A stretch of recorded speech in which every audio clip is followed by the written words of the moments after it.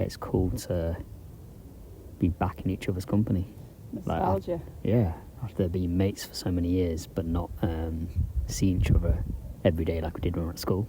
And it's right sunny. I can't believe it. Yeah. It's beautiful weather. We've got flowers, views. That's it. Just being. Yeah. Yeah. Sat in Otley right now, but it's not about being attached to the place. It's more about just being attached to the person wherever they are. Like, because so I hear their voice kind of takes you back to where you met. I think that's... It's that bond, isn't it? Because there's 8 billion in the world, but I could hear your voice other side of the world, not see you. I could hear it and I know it's you. Yeah. Or I guess smells, or if I saw you I'd recognise you. But like little things like that, you tune in, you're like, oh yeah, I know that person, I'm connected. And it's the depth that you bond, I think. Like there's so many people you meet day in, day out that come and go, but then the ones you know from school or like a long time, or you've shared something with, they stay with you, and you'll be the other side of the world, but they're important. And there's so many people in the world, but you pick like a handful that you click with, and I think it can be a bit of a soul sort of thing. You got different levels of friendships, but you click with that person, and then you're part of their life in different chapters. And with us, I think we come in and out of each other's. So we'll go off and live our life, like you had a few years in Canada, and I've done all my bits of travelling, but then you come back and you reunite, catch up, and you go off again, and that's pretty cool. Yeah, like a transcendence. Hey. Clipped in one, and then all of a sudden you connect again and you go into the next. Yeah. If it's give and take in a conversation, and you're listening, but you've also got the space to share, and you're there with each other, that's a great feeling. Yeah. Yeah. Well, it's kind of interesting what we're doing right now as well. Like, we just caught up after not seeing each other for 2 years, and we shared how our lives are going, and then we thought, oh yeah, hang a minute, it'd be cool just to record ourselves talking and on an iPhone and just make a podcast episode. And I think it's quite cool because as soon as you put a phone in someone's, like, record something down a phone, it's like part of you almost like feels like you're performing almost, but it's trying to get rid of that and be like, actually hang a minute, can speak and just say whatever regardless of it being recorded or not. And I think sometimes it's hard to have the two in it. When you know some things for someone else's ears other than just the person that you're with, it almost adds that layer of pressure onto it. But then it's that whole thing of still staying authentic in either way, because you don't want to give too much of your personal life away,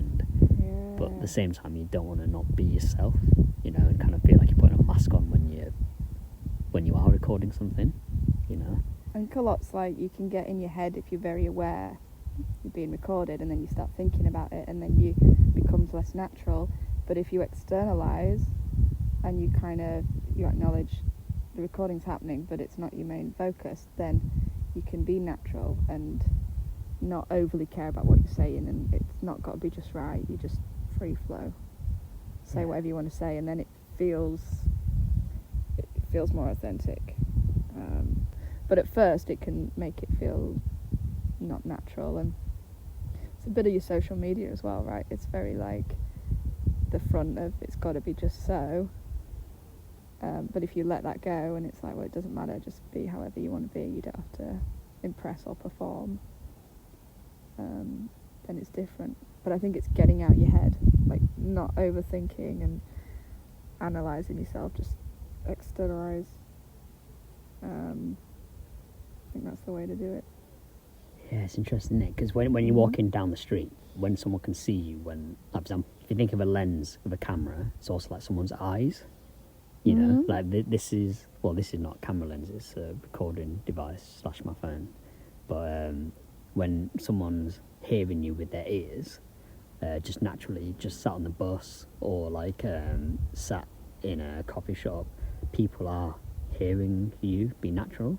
But it's like, as soon as you become conscious of it, and it's like, oh shit, now I'm actually recording this, and it's being consciously recording this thing, you feel like, yeah, you have to be a certain way, you know?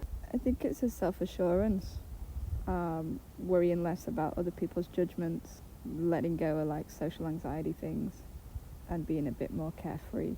And like perfectionism, right? If you let that go a lot, and you know that stuff doesn't have to be just so, then there's less pressure of getting things right. You know, like what is right. I guess words can get you in trouble, and actions can, so as long as you're in line with your morals, lift the pressure of like it having to be a certain way and having to be just that judgment of like, this is good, this is bad, and it's just, it is what it is. It's like, it's cool kind of coming home and or coming back to Otley, and yeah, just seeing where people are, and like, just everyone seems to be in a different place.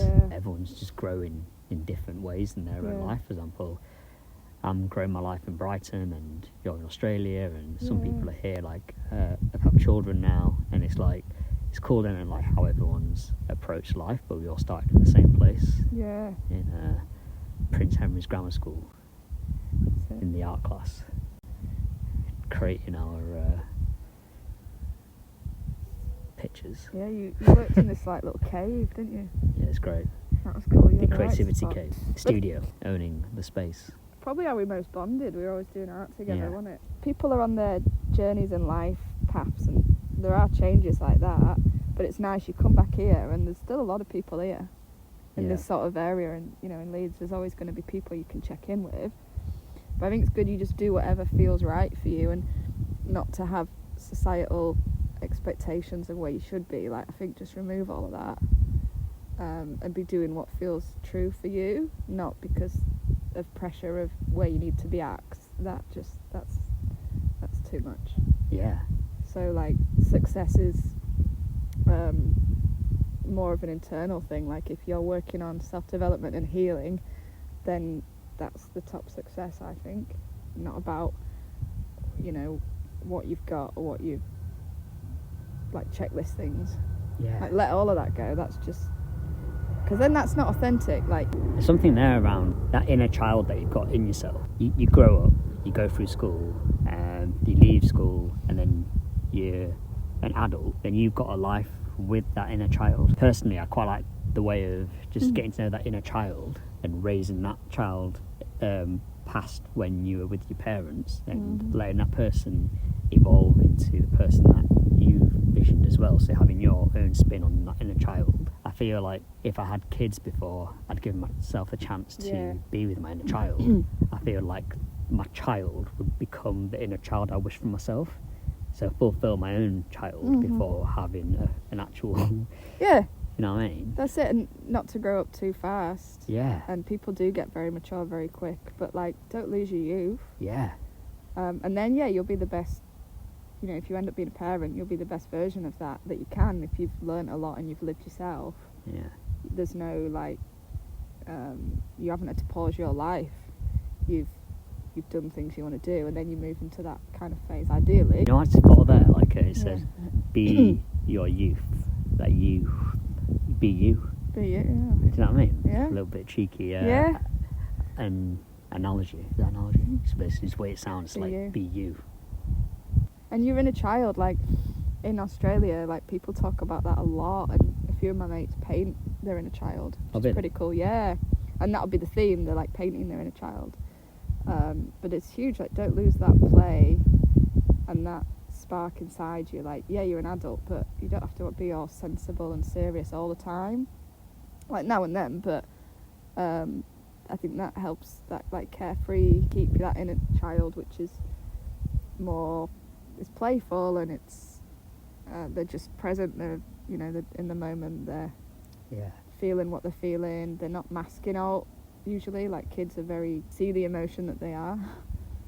But yeah, your inner child's like keep it or find it, and then life feels a bit lighter. But yeah, I think it's ages. Just like, people feel pressure and they always go, "Oh, I'm so old," but you're not really. It's like a mentality. Yeah, it's more mindset of how do you want to live, and that like how you approach things, and if you've got like a less critical negative mindset, like you don't have to deny, you don't have to feel fake and pretend everything's awesome. But if you approach stuff with like a willingness and up for it kind of positive attitude, then you live in a different way. You like embrace things and you appreciate stuff, and then you can be like courageous and brave and just do all the like live. You can properly live, Yeah. rather than hold yourself back. And I think a lot of adults, they get quite like, don't do that, it's risky, and a bit too hold themselves back a lot. So you got to live, and I think you and a child's like a freedom. Up for stuff, you don't have to be like, oh, can't be arsed, that heaviness. Because if you start the day and you're like, oh, I'm knackered, and it carries on the rest of the day, it's a real like... When you're a kid, your parents are responsible for you. Yeah. And then when you're an adult, you're responsible for you. So your responsibility is yourself. And if your responsibility is your inner child, it's like, well, you're actually taking over from your parents and becoming the parent to that inner child. So you're actually responsible for giving yourself a good life, aren't you? That's your responsibility on this planet.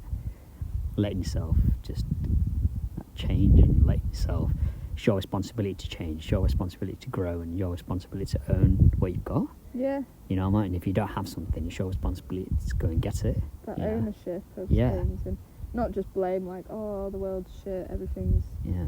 You know, don't just, be responsible, be accountable for yourself. And if stuff's going on around you that is hard, and you can't change it, you just focus on yourself of what can you change, or how can you react, and how can you, what can you do that you can choose. Like, a lot of things happen and they're not so fun, but you can choose, like, well, what attitude am I going to have?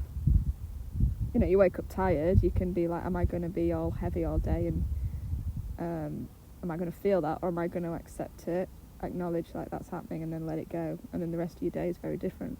So it's like your mentality can change what's going on in life. Yeah. You can go through like the really tough time and you feel it, but then you find like little moments of like joy and love and lightness. So where's that inner child going for you now? Should we go run down the street? Yeah, I like running down mountains. Yeah, let's go. That's my new hobby. Let's go run. Bish bash bosh. Here we go. See you later.